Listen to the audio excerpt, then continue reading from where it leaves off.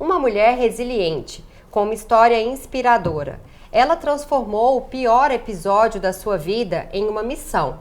É professora, fisioterapeuta, foi vereadora em Goiânia por 2 mandatos, foi secretária municipal de Direitos Humanos e Políticas Afirmativas. Criou um núcleo de proteção aos queimados e é uma das fundadoras do primeiro curso de fisioterapia do Centro-Oeste. Hoje ela é secretária de Projetos Especiais na Procuradoria da Mulher da Alego. Cristina Lopes Afonso é a nossa convidada do Alego Mulher de hoje. Doutora Cristina, é um prazer recebê-la aqui no programa. Seja muito bem-vinda. Esse espaço ele é aberto para as mulheres como a senhora, que tem relevância na nossa história, não só local, mas também nacional. Seja muito bem-vinda.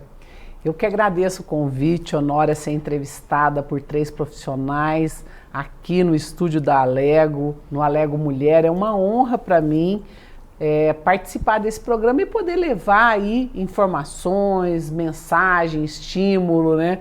Especialmente aí para as mulheres do estado de Goiás, através dessas vozes, né? Mona Lisa, Daniela e Honória, um prazer estar aqui. Doutora Cristina, não tem como começar essa entrevista sem pedir para a senhora contar a sua história, que acredito que existe uma Cristina antes e uma Cristina depois de tudo que aconteceu, né? Ah, isso sem dúvida, né? É uma coisa muito impactante na vida, na minha vida, na vida da minha família e na vida de tantas mulheres, meninas e mulheres desse país. Bem, eu sou Cristina, nasci de Maria Madalena e Gabriel da Anunciação, no interior do Paraná, numa cidade chamada Cianorte, uma cidade projetada, programada para existir. E sou a 10ª filha de 14. Então, como é legado das grandes famílias, eu aprendi a ler e escrever muito pequena. Com 5 anos eu já estava na escola, com 15 anos eu já estava na universidade. E isso tudo acelera muito o nosso amadurecimento, né? Então eu tive que ser responsável pela minha vida muito jovem. E eu cresci ouvindo minha mãe e meu pai dizerem que a nossa herança era nosso diploma. E que se eles tivessem que fazer a escolha cruel, né, de ter que escolher quem estuda, sempre estudariam primeiro a mulher, porque eles queriam garantir a nossa autonomia financeira. Então você vê que eu venho de um ambiente onde já havia essa preocupação de um relacionamento de fato com amor, com afetividade, não com dependência. E aos 15 anos eu entrei na Universidade Federal do Paraná e tive que responder essa pergunta: o que eu quero ser quando crescer, na fila do vestibular. Na minha casa nunca houve muita pressão nem direcionamento. Nós tivemos autonomia de escolher a nossa profissão, a nossa carreira, a nossa sequência de vida. E eu fiz Educação Física pela Universidade Federal do Paraná. Meu pai, na época, isso foi em 1981, que eu fui estudar em Curitiba, ele abriu a minha conta no banco, eu tinha minha própria conta, meu próprio cheque, o que era raríssimo, mesmo porque a mulher pôde ter conta no Brasil de 78 para 79. Até esse momento, você precisava de um homem assinando junto. Você podia ser a dona do dinheiro, mas um homem tinha que assinar junto a sua conta. Então era muito inovador, né? Era uma coisa, né? Era muito raro. Imagina uma menina de 15 anos ter sua conta, né? No meu nome. E meu pai me disse: você vai receber o mesmo que seus irmãos. Se sobrar bom, se faltar problema seu. E não me tutelou aos meus 2 irmãos que já estudavam em Curitiba, o Gil e o Nino já estudavam, já faziam faculdade, e minha irmã fazia medicina, minha irmã mais velha. É um processo natural tutelar o mais jovem para a irmã mais velha ou para os irmãos homens. Não, isso eu não vivi. E eu venho dessa história de muito incentivo, independência, respeito, e logo entrei no movimento estudantil, fazia parte da Executiva Nacional pela Educação Física no Brasil, e comecei a namorar com esse homem que dizia que me amava, que nunca me empurrou, nunca me bateu, nunca gritou comigo. Eu não vivia a violência física nem sexual. É claro que eu vivi episódios que hoje eu consigo entender como violência, que era ele dirigir o carro em alta velocidade, né? Quer dizer, eu estava dentro do carro, poderia acontecer alguma coisa, mas não era uma violência de agressão direta, né? E usando a bebida como uma muleta, né? Porque na verdade sabia bem o que estava fazendo. E ele, nesse dia, bom, ele fez o passo a passo, ele construiu uma cena arquitetada por uma mente perversa, muito inteligente, mas muito perversa. Ele levou o álcool para minha casa, na minha casa nunca teve álcool, nem na casa da minha mãe. Minha mãe, ela usava fogão a lenha, eu nunca vi minha mãe usar álcool para acender fogo, ou usar como medicação, ou usar como produto de limpeza. E ele levou essa garrafa de álcool, ele tinha feito um curso no SESC de gastronomia, ele disse que tinha que usar para higienizar prato, copo, talher, e do jeito que ele levou ficou, porque não fazia parte da nossa rotina, do hábito, né? Hoje é muito comum o álcool, porque nós estamos saindo de uma pandemia, né? E todas as casas têm o álcool. Agora, naquela época, como você está dizendo, era uma coisa que não era comum. Não era comum e não era tão difundido. A pandemia colocou o álcool lá em cima, né? E também os índices de queimadura. Mas do jeito que ele levou, ficou no armário. E também ele me contou de episódios de agressão que ele tinha vivido com outras mulheres. Ele já tinha tentado matar 3. Uma ele colocou dentro de um carro e soltou num precipício. A outra ele tentou jogar pela janela de um prédio. E a outra ele correu atrás dela com uma garrafa quebrada. Ele me contou detalhes, me contou o nome delas, tanto que eu procurei as 3. Porque ele foi julgado e condenado como réu primário. E ele efetivamente não era. E isso também é uma coisa importante de se abordar, porque muitas mulheres dizem, isso não vai dar em nada, vai demorar demais. Mas você escreve o currículo daquele homem agressor, né? O Brasil, a lei é muito clara, o réu primário tem um diferencial no seu tratamento como réu. Então isso é muito importante.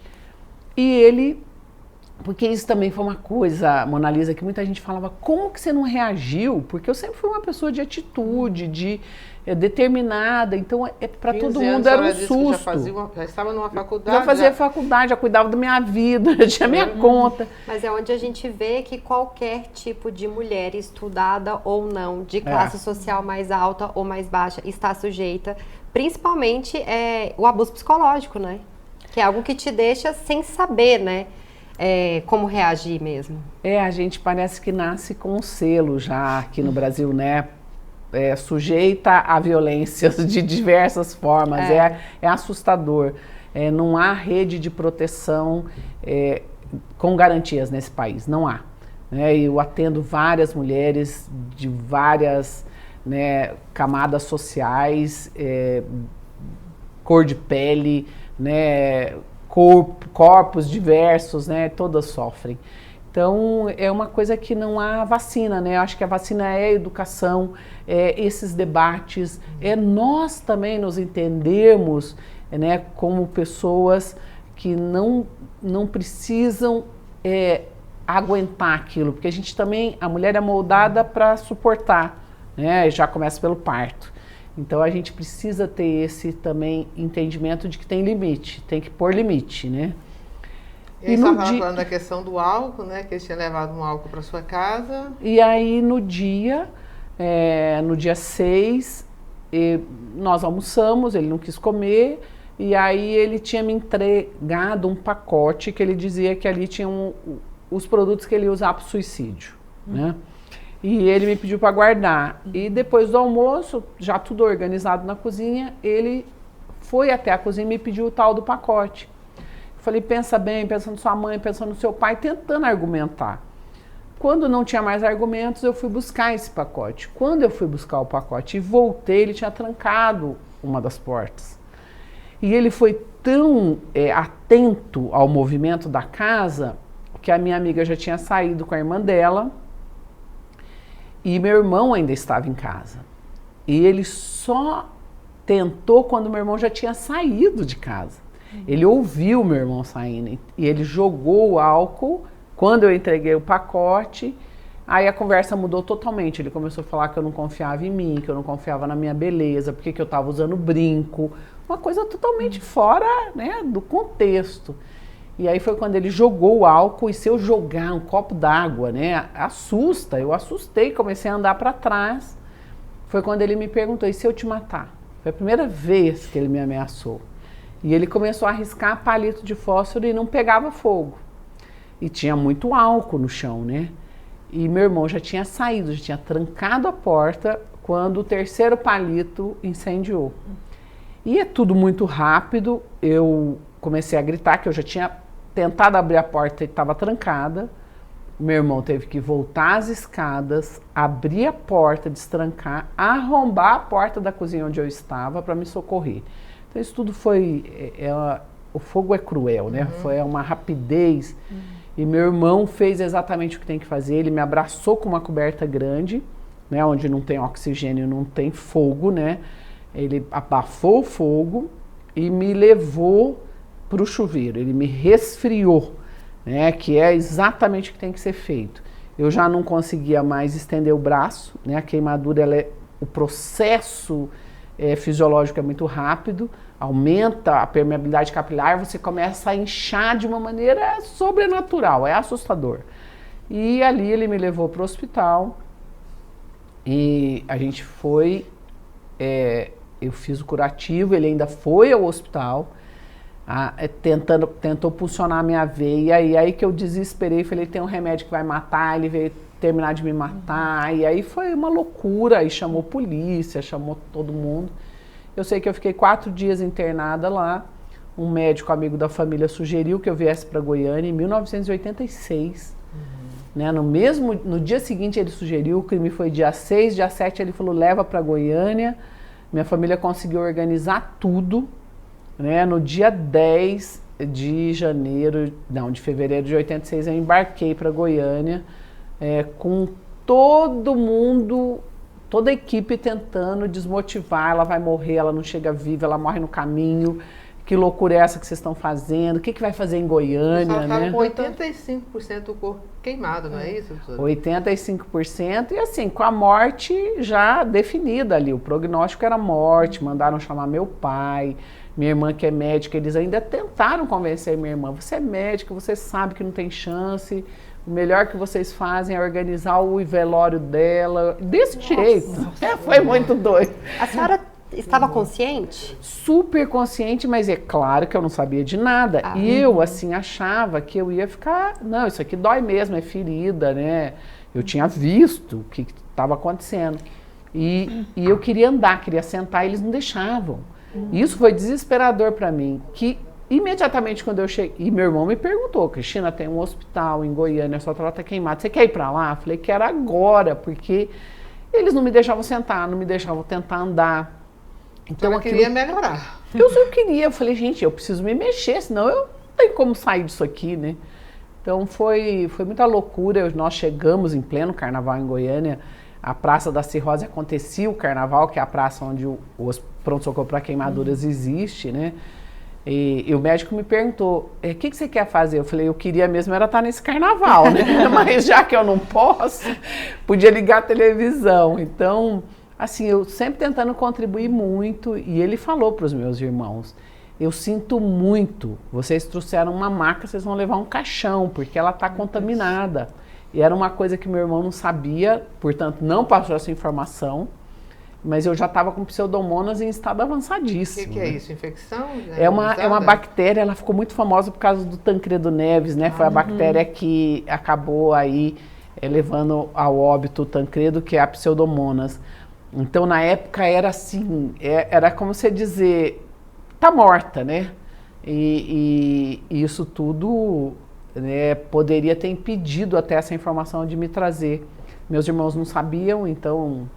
eu vim para Goiânia e todo dia era, tá viva, foi uma loucura, né? Doutora, e depois de tudo que a senhora passou, em qual momento que a senhora pensou assim, a partir de agora eu vou usar a minha dor para poder ajudar outras pessoas? Porque é aí que começa a nova Cristina. Daniela, foi a revolta da não prisão imediata dele. Né? Aí que eu fui começar a compreender que a justiça não era aquele mundo... ideal que eu imaginava. Eu nunca tinha vivido nada perto de mim, nada parecido com isso, não tinha envolvimento nenhum. A luta em defesa da mulher estava se iniciando nos anos 80, né, motivado pelo caso da Ângela Diniz, né, que eu até quero indicar para quem está nos assistindo, quem trabalha com a causa, ouça o podcast da jornalista Branca Moreira Alves, Praia dos Ossos, que é onde a Ângela Diniz foi assassinada. Ele mostra claramente essa estruturação da defesa da mulher e da vida. Então foi aí, Daniela, foi justamente nesse momento onde alguém tentou tirar a minha vida e não vai acontecer nada, a pessoa vai ficar livre, né? Foi nesse momento que a chave virou. E além de tudo isso, a senhora abriu um capítulo novo aí na história da justiça brasileira.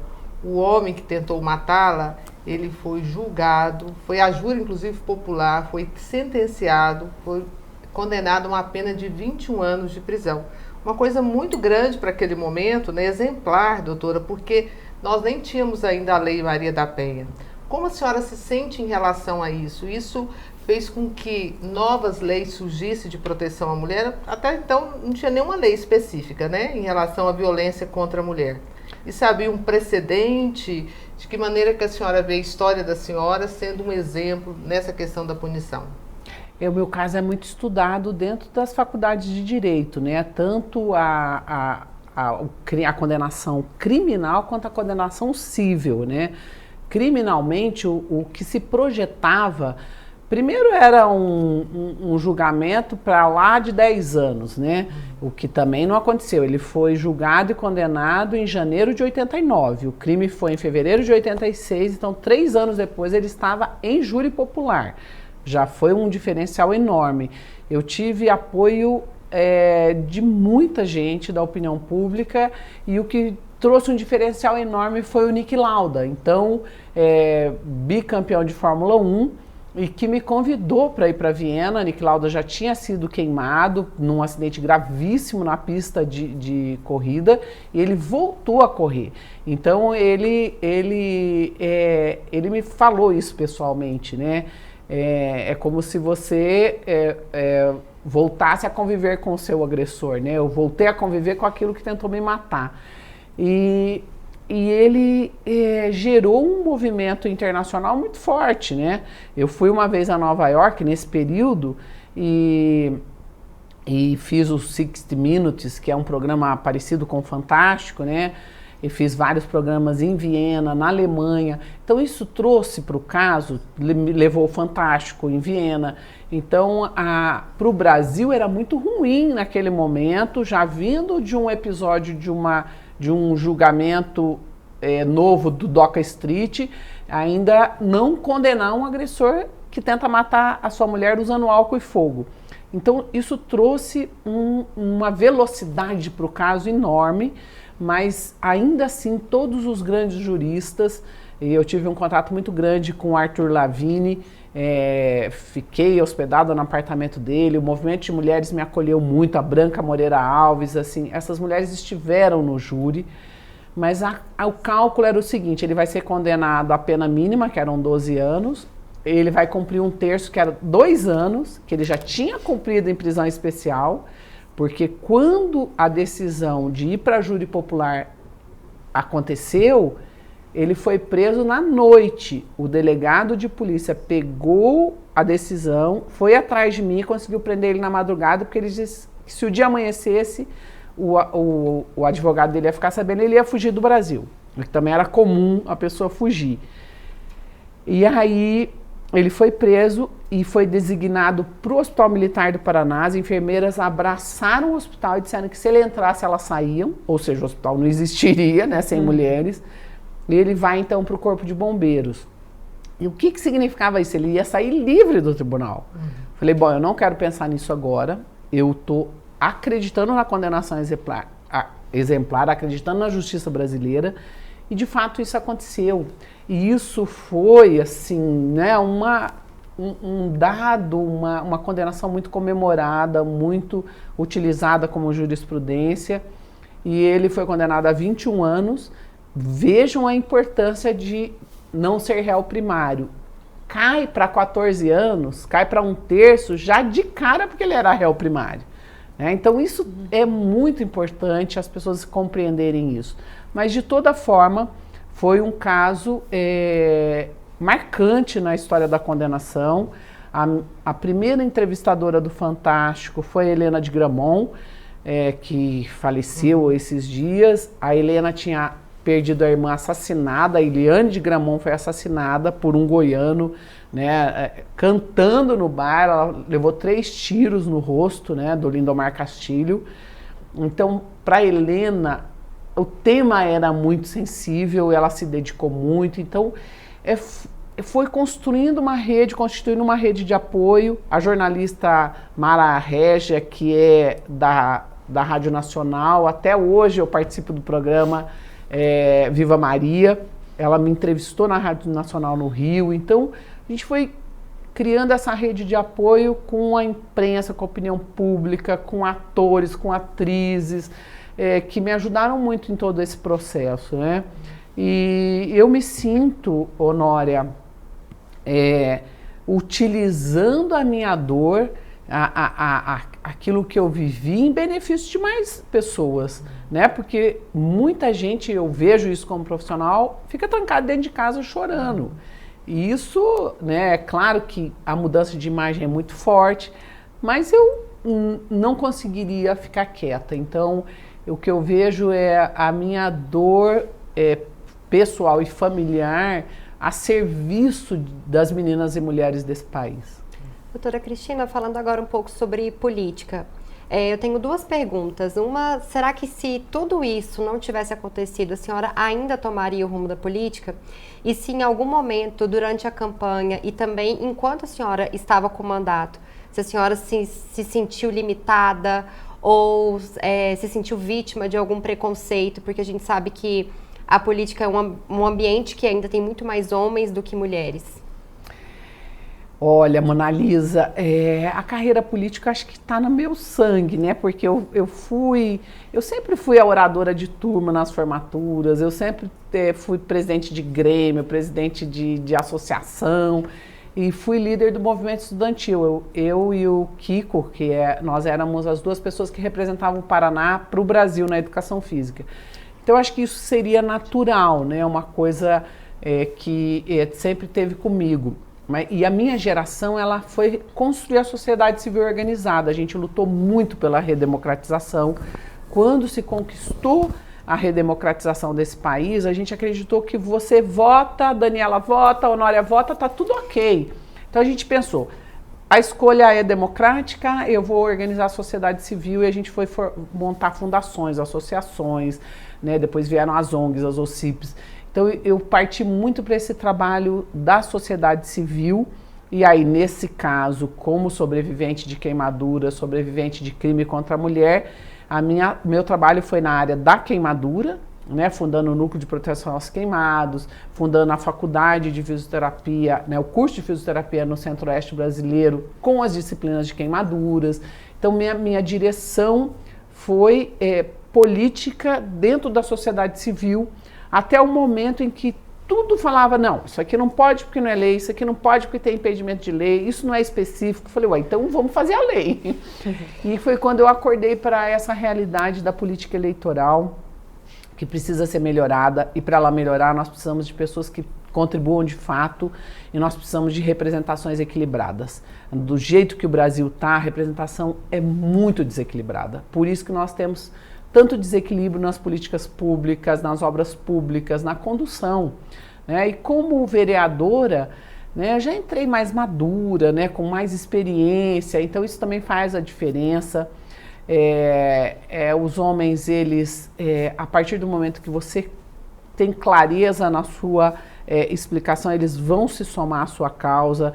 Eu lembro de colegas, quando a gente começou a campanha da dignidade menstrual, mas doutora, a mulher sempre menstruou, o que você está falando? Eu falei, vou explicar, vou desenhar se precisar. Trabalhei com os coletores menstruais, trabalhamos aí a questão das doulas, né, do nascer, do dar à luz, né, o quanto em Goiás a cesariana predomina. Isso é uma coisa que nós precisamos também acordar para essa violência obstétrica. Tive uma parceria enorme aqui com o Lissauer, né, dentro dessa pauta do nascimento, da gestação. E vivi dificuldades, claro, né? Preconceito, claro. E o que ataca a gente, Mona Lisa, é na imagem. Né? Eu entrava, quando queriam tirar minha atenção, nossa, mas seu cabelo hoje está diferente, nossa, mas sua roupa, nossa, mas seu sapato. E até ao ponto que tinha um vereador que andava com uma foto minha no celular. Toda vez que tinha uma coisa importante, ele aparecia. Olha aqui a vereadora, o dia que ela pôs o dedo na tomada. Aí um dia, numa reunião de CCJ, eu era da CCJ, com uma imprensa cobrindo a sala lotada. É claro que ele saiu mostrando essa foto para todo mundo antes do meu voto. Aí, a hora que eu fui votar, eu votei. Eu falei assim, gente, o vereador é tão apaixonado por mim que, olha, ele anda com uma foto minha no celular porque ele tem fixação e sabe que nunca vai ter nada comigo. Então ele fica, eu tenho dó, acho que eu vou indicar um psiquiatra para ele, um psicólogo, alguma coisa. Acabou, sabe? Ele nunca mais tocou no assunto da foto, nunca mais mostrou a foto para ninguém. Então, assim, a gente precisa entender como reagir, sabe? Mas nós, mulheres, somos muito impulsivas, né? E eu me lembro também de uma cena que um vereador me contou um absurdo. E eu olhei bem para ele e falei, você tá achando mesmo que eu vou espalhar isso aqui na plenária? Porque aí quem fica de fofoqueira é a mulher, eles são muito espertos. Tipo, eles jogam algumas coisas para ver até onde aquilo vai. E aí, claro, todo mundo ia perguntar, mas quem te falou isso? Ah, a doutora Cristina. Então, a gente precisa compreender esse jogo da política, que é natural, é dia a dia, mas a gente não pode cair nessas armadilhas, sabe? E essa coisa da imagem, ela pega mesmo na mulher. É uma coisa... É a cor da roupa, é o sapato, se arruma demais. Se arruma de menos. Se arruma de menos. Tudo se vai ter errado. Eu me lembro de uma prefeita que me ligou numa campanha, ela falou assim, Cristina, eu lembrei de você, eu queria seu conselho. Ela tinha um último debate e o filho dela estava internado. Eu falei, de qualquer jeito você vai se dar mal. Porque se você não for ao debate, ele vai dizer, tá vendo? Qualquer espirro do filho dela, ela vai deixar a prefeitura e vai cuidar do filho. Se você for ao debate, ele vai dizer, o filho dela tá na UTI gravíssimo, que mãe é essa que vai largar um filho e vai vir pro debate, né? Então, de qualquer jeito, você vai se dar mal. Seu filho tá na UTI, você não é da área da saúde, você não pode ficar dentro da UTI. Ele tem pai, ele tem vó, ele tem uma rede de apoio. Então, você vai no debate e a hora que ele te atacar, você fala exatamente isso. Ele está na UTI, eu não sou da área, eu não posso estar lá dentro, né? E ele tem pai. Traz o pai para a responsabilidade. E foi isso que ela fez. Doutora, agora falando sobre a Alego, a senhora recentemente aí assumiu, né, um novo desafio. Gostaria que a senhora falasse mais desse desafio. Exatamente, Daniela, eu estou muito feliz com esse convite e com essa instalação da Procuradoria Especial da Mulher, que cria duas secretarias, a Secretaria de Assistência Social, que é conduzida pela Thelma Cruz, e a Secretaria de Projetos Especiais, que eu estou à frente.